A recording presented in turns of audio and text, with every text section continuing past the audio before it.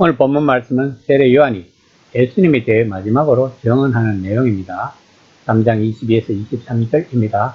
그 후에 예수께서 제자들과 유대 땅으로 가서 거기 함께 유하시며 세례를 베푸시더라. 요한 또 살렘 가까운 에논에서 세례를 베푸니 거기 물이 많음이라. 그러므로 사람들이 와서 세례를 받더라. 니고데모와의 대화가 있었던 6월절 기간이 지난 이유를 말합니다. 예수님과 제자들은 유대 땅으로 가서 세례를 베풀었는데 세례는 제자들이 베풀었다고 4장 2절에서 말하고 있습니다. 요한 또한 에논이라는 곳에서 세례를 베풀었다고 합니다. 이곳은 요단 강가가 아니고 물이 풍부한 어느 샘가라고 신학자들은 말하고 있습니다. 이때는 요한이 아직 감옥에 갇히기 전이었습니다. 그런데 요한의 제자들이 보니까 자신들의 스승인 요한에게 세례를 받는 사람들보다 예수님 일행이 주는 세례에 더 많은 사람들이 몰려가는 것을 보고 요한에게 말합니다. 3장 27에서 28절입니다. 요한이 대답하여 이르되 만일 하늘에게 주신 바 아니면 사람이 아무것도 받을 수 없느니라. 내가 말한 바 나는 그리스도가 아니요 그의 앞에 보내심을 받은 자라고 한 것을 증언할 자는 너희니라. 아마도 요한의 제자들은 스승인 세례 요한이 질투심을 느낄 거라고 짐작을 한 것 같습니다. 왜냐하면 자신들이 그러했으니까. 이것이 보통 인간들의 모습인 것입니다.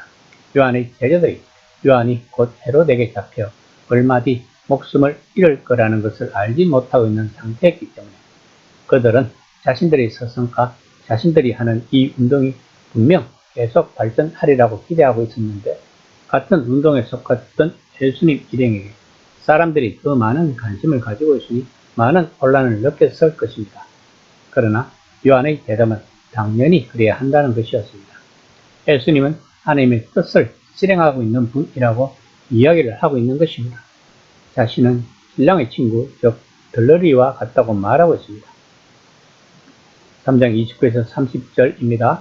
신부를 취하는 자는 신랑이나 서서 신랑의 음성을 듣는 친구가 크게 기뻐하나니 나는 이러한 기쁨으로 충만하였노라. 그는 흥하여야 하겠고 나는 쇠하여야 하리라 하니라. 구약 성경과 일부 유대교 전승에서 오시는 메시아는 더할 나위 없는 좋은 신랑감으로 여겼다고 합니다. 그 신랑은 이스라엘을 자신 신부로 맞으실 분으로 여겼다고 생각했다고 합니다. 물론 이 배후에는 이스라엘의 하나님 야훼께서 몸소 이스라엘과 약혼하여 이스라엘을 신부로 맞을 것이라는 전승이 있었다고 합니다. 세례 요한이 이 전승을 고려해서 제자들에게 예수님이 이스라엘로 메시아 오실 왕이시지 자신은 아니라고 말하고 있는 것입니다. 그러므로 예수님이 인기를 얻어 사람들이 그분에게 간다고 해도 그것은 예수님을 지목했던 자신이 비참해하거나 질투심을 느끼기보다 기뻐할 일이라는 것을 말하고 있는 것입니다. 즉 자신은 신랑의 들러리로서 신부를 가르칠 생각이 없다는 것입니다.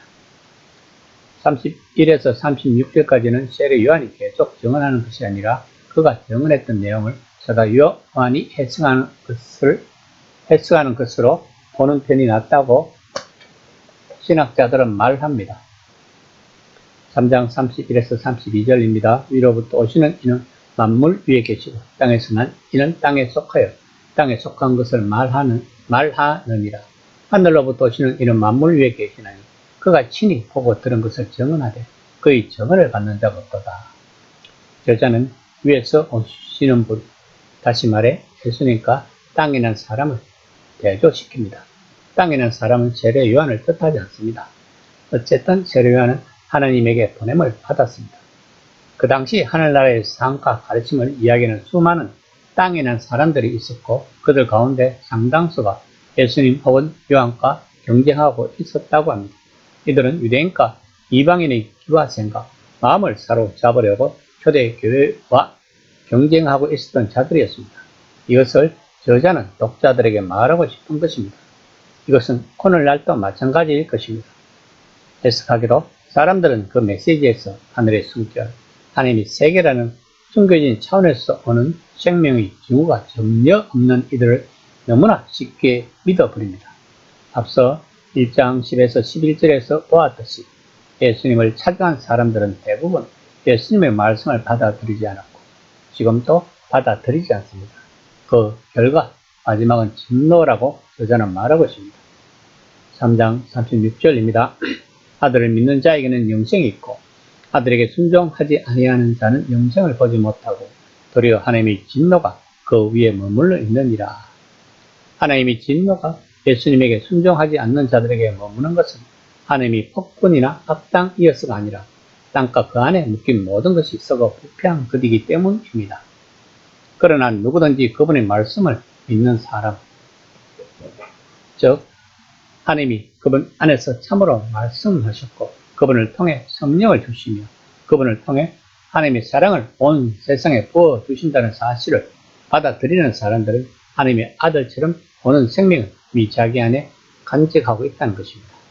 그것을 믿는 것이 믿음인 것입니다. 이 시간 나의 믿음은 어떤 것인지를 한번 생각해보는 시간이 되었으면 합니다.